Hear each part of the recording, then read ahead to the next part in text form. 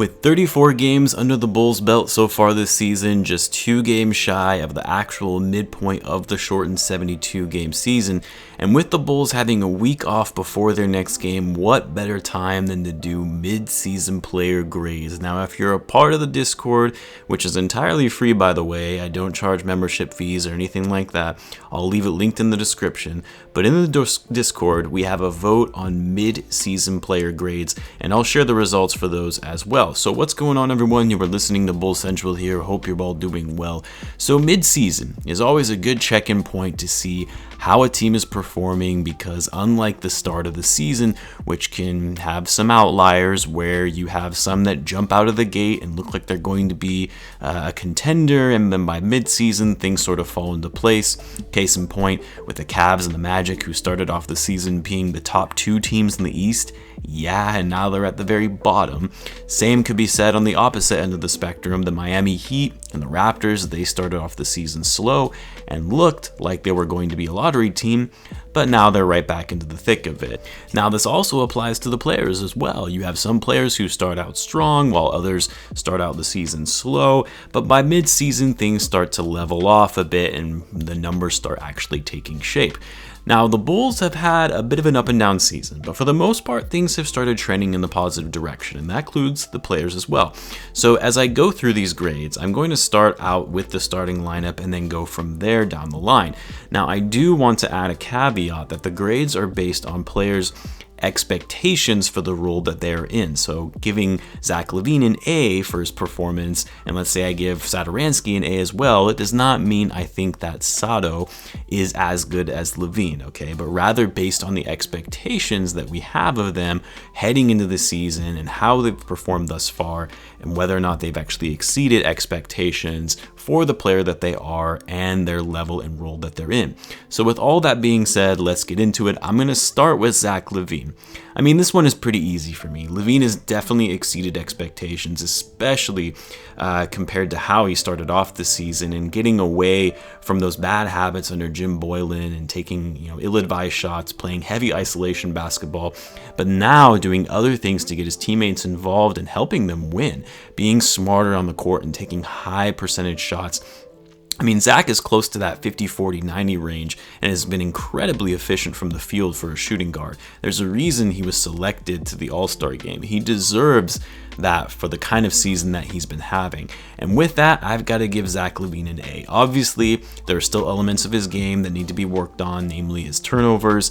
He's got to be better at taking care of the ball, especially in late game situations. And then his defense, which has improved actually. But I would love to see Zach, become a full-blown two-way player in this league.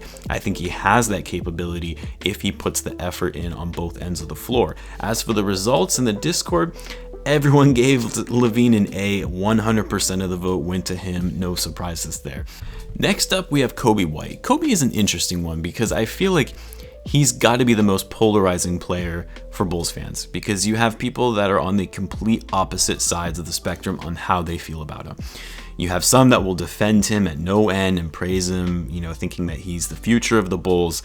And then you have others who can't stand him and want him traded ASAP because he doesn't fit the team and is not fit to be a point guard. Now, I'm kind of in the middle on this one, because while I recognize Coby has flaws and I don't think his ceiling is as high as some fans might think it is, I also recognize that he's 21 and he's in his second season. And by the numbers, averaging 16, 5, and 5, those are solid stats for a player only in his second year who was coming off the bench most of last season. Does he need to work on his defense? Yes. Does he need to improve his shot selection? Absolutely.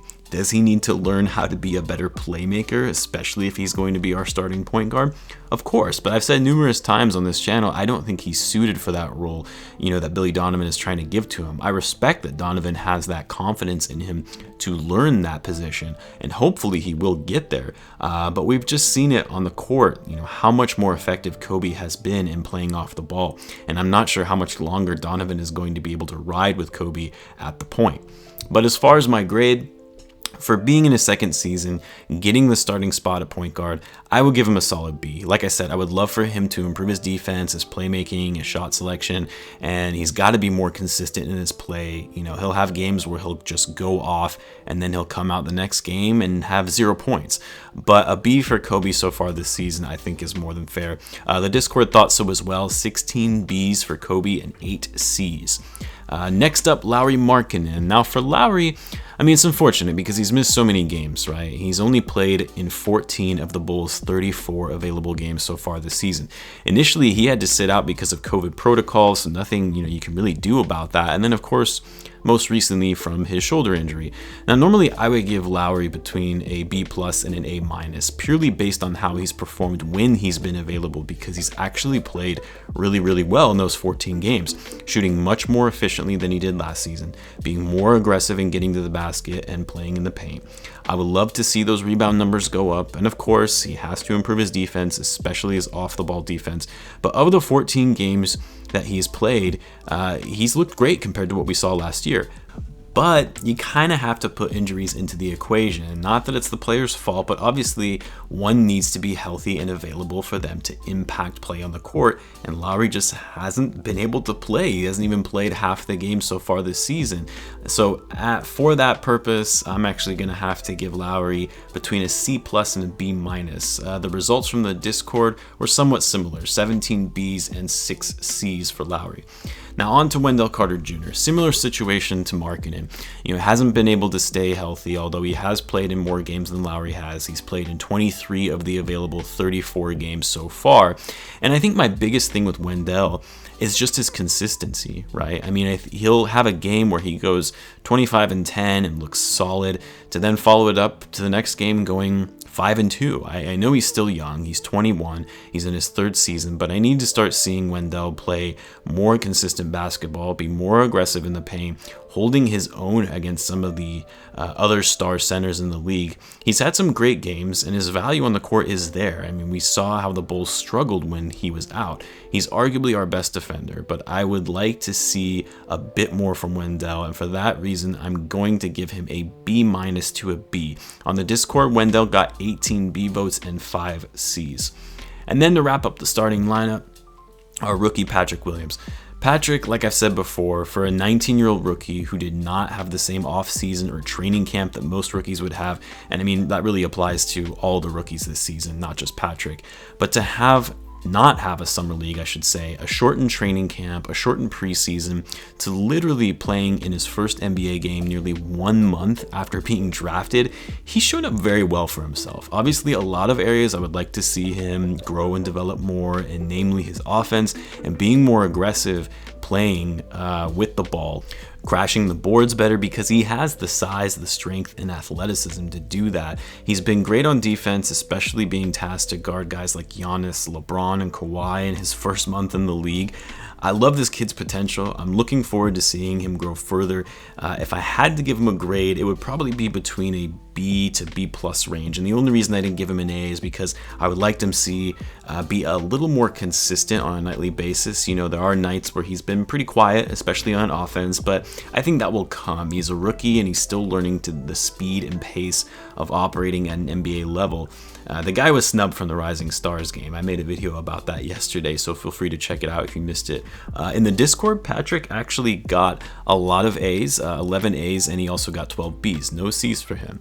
Okay, now I'm going to go through the rest of the guys a little more quickly so the video doesn't drag on, but if you know me, sometimes I tend to go on and on about a player more than I probably need to. But coming off the bench, let's start with Thaddeus Young.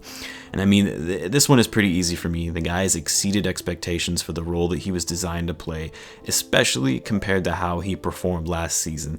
He's the glue guy on this team, the veteran leader, high basketball IQ. He does all of the little things for the Bulls on both ends of the floor, has been able to settle down the younger guys when the opposing team goes on a run. In my view, he's going to be a candidate for the 6th Man of the Year award.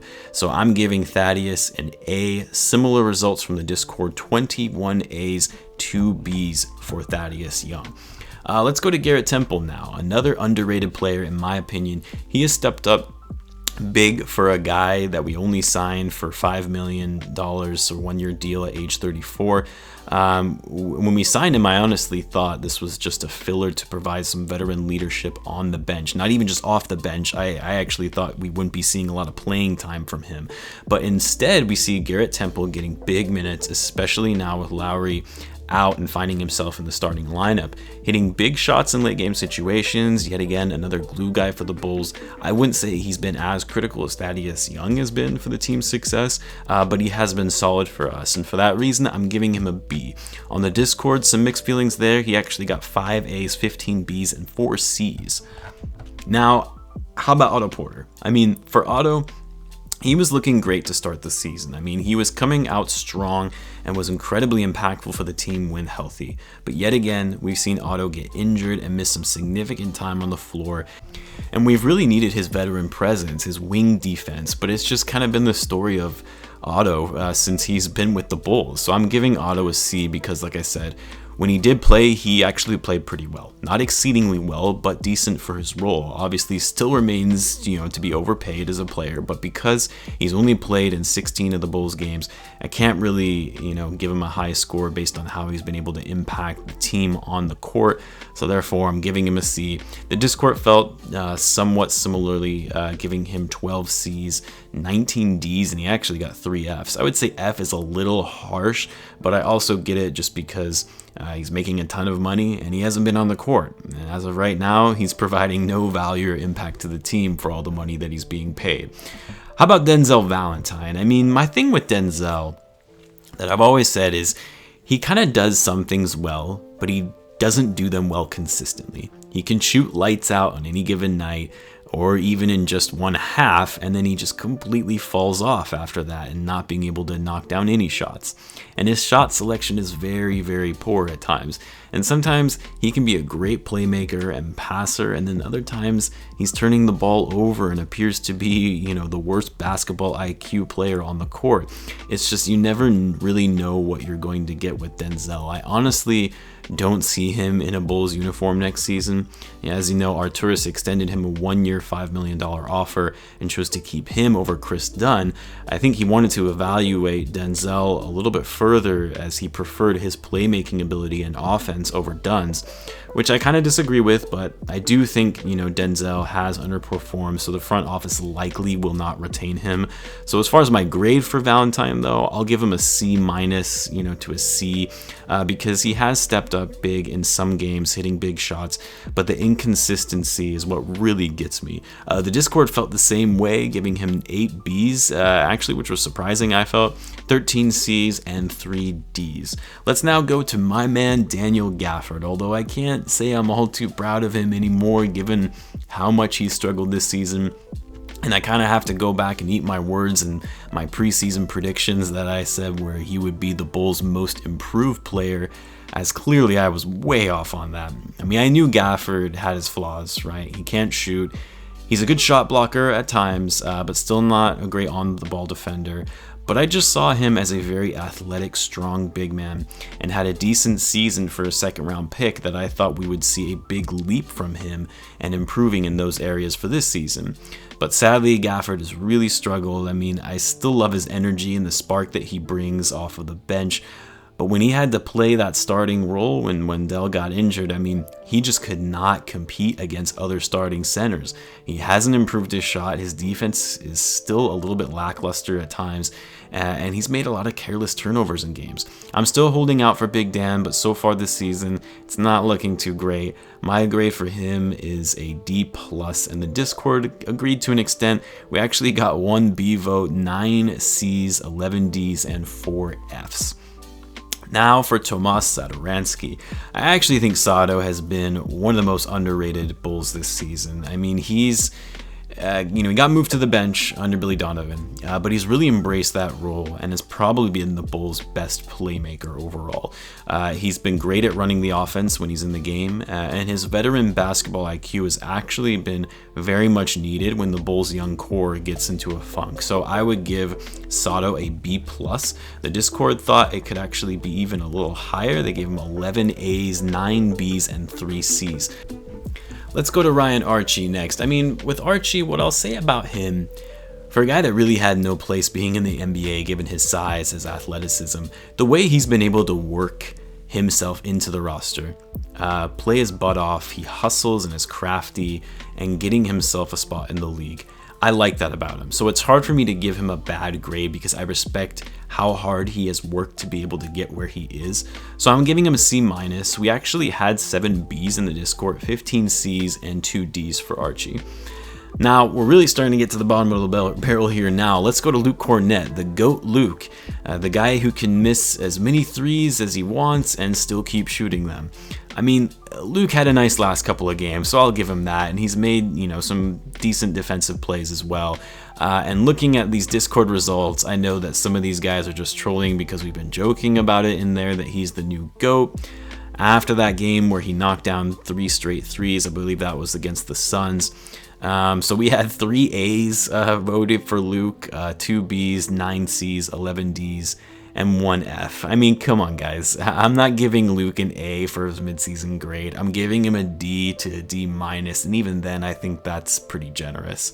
Next, Cristiano Felicio. What I'll say is this, Felicio, when he's asked to step up, say when Wendell got injured and Gafford wasn't playing very well, he actually played somewhat decently. He didn't play well, but decent. He had a few nice plays, some good defensive stops, but he also hasn't played much, and it's Felicio, so I'm giving him an F, maybe an F+ if that's a thing.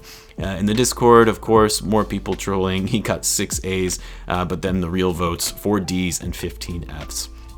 And finally, and I hope I'm not missing anyone, definitely let me know in the comments if I did, but finally, Chandler Hutchinson. So Hutchinson has barely played. He's played 7 games, averaging 9 minutes per game this season. He was out for a while after testing positive for COVID, and more recently, he's been out for personal reasons, which we haven't received any kind of status on when he'll be back.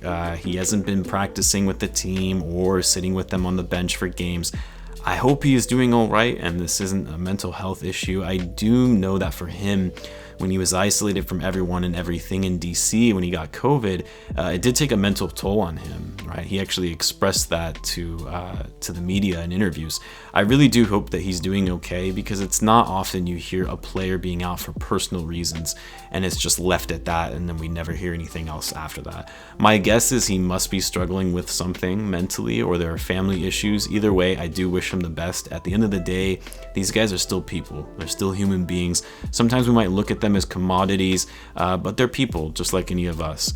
But because Hutchinson has barely played this season, when he has played, he hasn't played well at all, so I'm giving him an F. The Discord was also in agreement, 15 Fs. He did get 4 Ds and actually 4 Cs, which I don't know how you give a guy a C when he's played 7 games, averaging 1.9 points per game, but that's just me.